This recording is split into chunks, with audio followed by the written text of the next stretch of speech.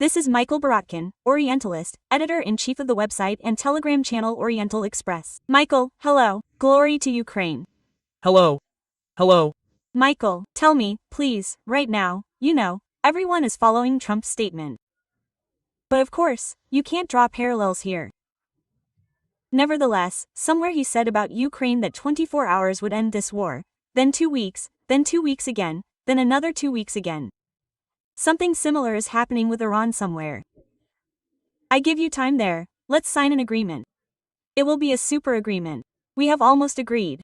Then a sharp turn. I give you 78 hours, 42 hours. Now he gives 24 hours. And he has already said that everything, there is only yes or no. What do you think could be this turning point, which will tip the scales in Trump's head? Yes or no? Will he still bomb Iran or not? I think he will make a decision based on how the Israeli military operation develops.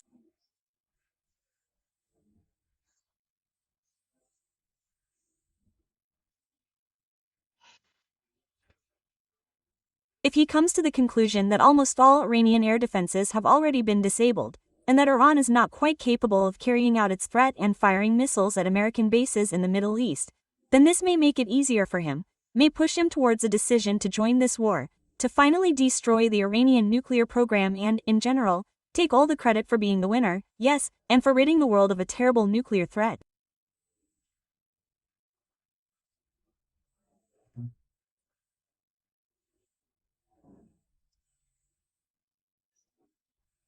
I am sure that Israel will not object if, given such a development, he declares himself the main, so to speak, author of this entire event. But if we compare this situation with Ukraine, it is probably not worth it, because here he was more consistent, or something, because indeed, when the negotiations between the United States and Iran had just begun, he said that he was giving them 60 days for these negotiations. And so, on the 61st day, the Israeli military operation began. That is, in principle, the Iranian regime should probably listen to him. On the other hand, he also honestly said today, that he himself does not yet know what he will do. I think that this is the most correct, the most accurate description of his mood. Mikhail, please tell me, even if he says, okay, no, the United States is just a partner, but they will not use these Israelis, who are already ready, yes, they will not use weapons. But he can simply give Israel an excuse, although, it seems to me, he can cope without an excuse from the United States. But Trump can say, okay, no, but I allow Israel to continue the military operation and I allow it, and do whatever they consider necessary. Could this be an option? Could this be this, third option? And if so, under what conditions? This already exists. This is, in fact, what is happening. This is what he said right away, I think, on June 13th or 14th, when he said that I offered the Iranians a good deal, they refused. Now Israel is fighting them, and Israel will never have a shortage of weapons. This is what he said, yes, he said that our American weapons are the most deadly in the world and Israel will not have a shortage of them. That is the first thing. Secondly, the American military, are participating in repelling missile attacks, Iranian attacks on Israel. Therefore, I think there really is only one option left. Either he starts ordering the American army to strike Iran, or this operation continues in this format, the way it is going now. Israel, methodically destroys Iranian military and nuclear infrastructure facilities, plus it begins to strike government facilities there. That's it, and the United States and Israel fully support this. But Iran, however, also strikes back, and it is ready to strike back if the United States joins in the attacks on Israel. This was stated by Iranian Deputy Foreign Minister Majid Takht Arvanchi. According to him, Tehran will strike wherever it finds U.S. targets. He also stated that Israel's attacks, which occurred just before a new round of nuclear talks with the United States, were a betrayal of trust in Iran. And now, speaking of retaliatory strikes, how strong is Iran really in this to strike back? Even let's say so, how much does it risk? even by declaring this, because the United States Army and weapons are much larger, and it can receive much larger strikes in response. Or is Iran counting on someone? Because now I see on Israeli television they accuse Pakistan of helping Iran. As far as I know, Pakistan, constantly and relentlessly emphasizes that although it strongly condemns the Israeli operation against Iran, it does not intend to participate in it in any way. That is, Pakistan does not intend to transfer anything to the Iranians and so on. This was a statement by one of the Iranian officials. They have a retired general there, Mohsen Rizai, who said that Pakistan will actively help us. To which the Pakistani Ministry of Defense officially stated again that no, we will not actively help you, this is not our war, we do not want to participate in it, and in general our weapons are only for the defense of the Pakistani nation. I do not think that anyone, any country, can seriously openly stand up for Iran in this situation, risking, yes, to face American military power. Through secret channels, yes, perhaps, China can supply something.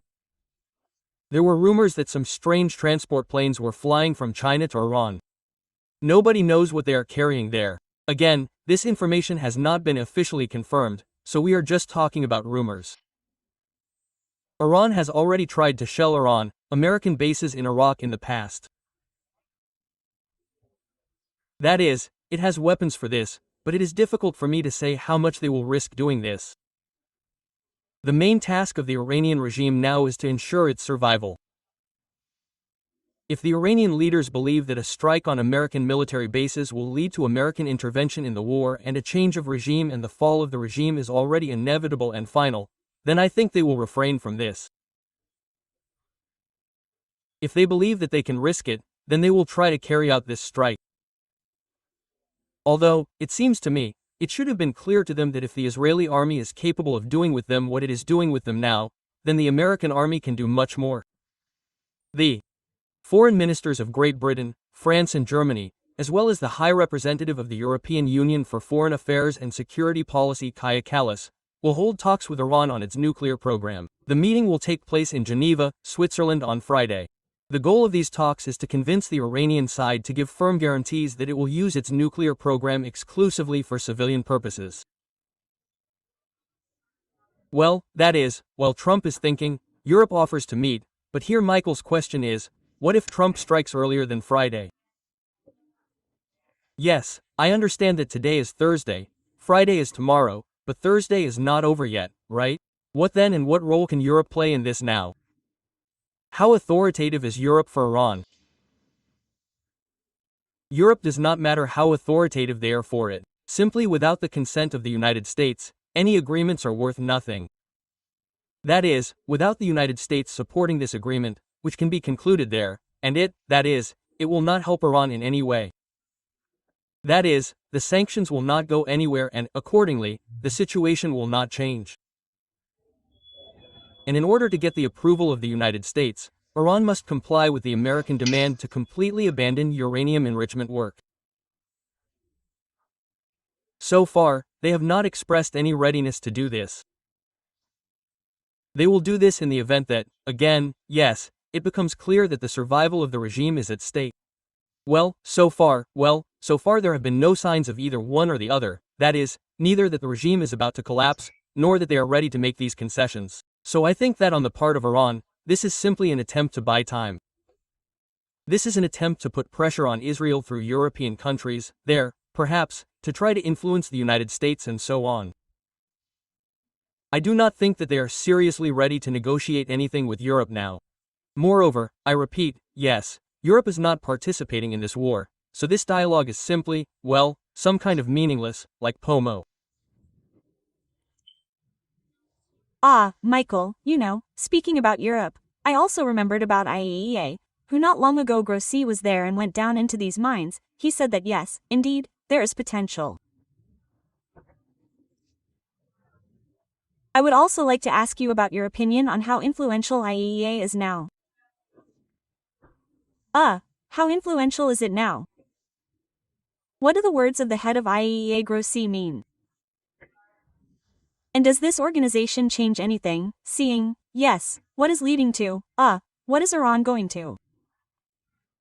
We see how many nuclear weapons there are now, who is developing them, who has them. But nevertheless, Momgat goes and just looks at it. So what is this organization for? What role does it play now? We can only say that the IAEA resolution essentially became, well, it just happened. On June 12, IAEA adopted a resolution that Iran is violating its obligations under the Treaty on the Non-Proliferation of Nuclear Weapons, and on the night of June 13, the Israeli military operation began. That is, we can say that Israel took this as an order to act. Well, this is, of course, just a coincidence, but nevertheless I think that the IAEA simply turned out to be, well, like any international organization today, yes, including even the UN, and they are simply not able to, force anyone to comply with any rules there. They can report this, that there is a violation and so on. But then everything, since the last international institution that must decide on specific measures that must be taken against the violator, yes, this is the UN Security Council, where it is absolutely clear that the right of veto will always be applied either on one side by Russia and China, or on the other side by the United States and its allies. That is why today we are seeing, well, it started, however, not because of Israel, it started earlier, it started because of Russia, yes, we are seeing a complete paralysis of institutions, yes, including the IAEA. Michael, but what is Russia's role now? We saw Trump, who told Putin, don't interfere with your mediation, first sort out Russia's war against Ukraine. After that, right at night, when Europe is sleeping and Trump is waking up, Putin suddenly called a press conference and began to justify himself, saying that he hit a high-rise building in Kyiv with missiles because there was some kind of armed enterprise there, and began to say that he was even ready to negotiate. Well, that is, he did everything to get Trump's attention. Of course, he praised Trump, said that if Trump were president, none of this would have happened and the world would be just wonderful. So to what extent has Trump heard Putin and Putin now, and how disadvantageous will it be if Trump nevertheless enters this war and starts bombing Iran? What will Putin lose? I think that yes, I think that, well, firstly, he will lose an ally, yes, Putin will lose a valuable ally, a valuable partner. Russia's other allies will see that Russia is not capable of defending its partners. But most importantly, everyone will see, including Putin, that Trump can actually do more than just write beautiful posts on social networks, and if he gets angry, he can also act. And it seems to me that his rather menacing statement that you better mind your own business first, it can make some kind of impression, yes, so everything will depend on how events develop here further. And I believe that Russia, indeed, the Russian leadership, President Putin and others, they are concerned about what is happening here, because they have apparently already gotten used to the fact that they can simply endlessly negotiate with Trump, because Trump does not want any escalations and so on. Now it suddenly turns out that this is not entirely true, to put it mildly, so I think that Russia is quite concerned about what is happening in the Middle East. Tell me, Mikhail, but speaking about Russia losing an ally, what is the alliance between Iran and Russia now? That's because if we talk about shaheeds, for example, yes, if we talk from our point of view, where it hurts us the most, Russia itself produces shaheeds on its own territory, and it has scaled up this process. Speaking about what they signed, well, Russia immediately said, there is even a clause that we do not interfere in military conflicts. And Peskov came out and said, so, Iran did not ask for help. So, does Russia consider Iran as an ally? Iran, it seems to me, is disappointed with Russia's actions, but does Russia still consider it an ally? No, of course it does. In addition to the fact that Russia itself is building these shaheeds, but they still continue to receive supplies from Iran, that is, there will definitely be shaheeds. In addition to this, there was also talk about missiles. The Russian country, they wanted to buy Iranian missiles, of a certain type. If I'm mistaken, we were talking about the FTEH-110. These are missiles with a range of up to 300 kilometers. Naturally, they will no longer exist either. But besides that, yes, Iran is also a trade and economic partner for Russia, and together they are doing their best to develop mechanisms to circumvent sanctions. And they swap gas there, gas and oil, and so on. That is, in principle, their cooperation was not limited to the military sphere, the military technical sphere, and therefore it is still a partner, right? That is, it is also a country under sanctions, also an enemy of the West. They are on the same beach, in the same boat. And therefore, yes, when Iran is lost, it is really sensitive. Of course, it is not a catastrophe for Russia, yes, but nevertheless it is still sensitive and painful and unpleasant. Thank you very much. Of course, we will monitor what happens today, tomorrow. This is really very interesting, because, you know, the level of accusations, the level of threats is increasing, but we'll see. Mihaэлem Borodkinin, Orientalist, editor-in-chief of the Telegram channel Oriental Express was with us. Freed WhatsApp is in touch. Find out the whole truth about Russia's war against Ukraine and the latest news first in our channel. Freedom, only what is really important to know. Subscribe. Link in the description.